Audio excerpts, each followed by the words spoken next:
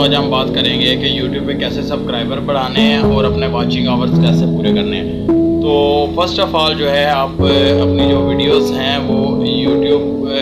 पे अपने डिफरेंट जो आपके साथ सब्सक्राइबर हैं या आपके जो जानने वाले हैं उनके साथ शेयर करें। दूसरे नंबर पे फेसबुक पे शेयर करें, जो यूट्यूब के नाम से ग्रुप्स हैं उनमें शेयर करेंगे तो बेसिकली उन्होंने ना ऑटोमेटिकली उसमें 500 बंदा या 1000 बंदा या 2000 बंदा या 3000 बंदा होता है या जितने भी व्हाटएवर होते हैं, तो उनमें आप वीडियो शेयर करेंगे तो हर बंदा आपकी वीडियो जो है ना वो देखेगा भी। अगर आपका चैनल सब्सक्राइब नहीं है तो वो सब्सक्राइब भी करेगा और लाइक भी करेगा और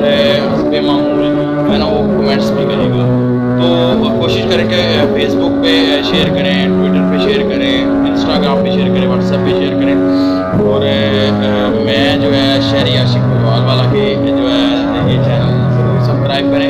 लाइक करें, शेयर करें ताकि आने वाली वीडियो आप तक बेल आइकॉन को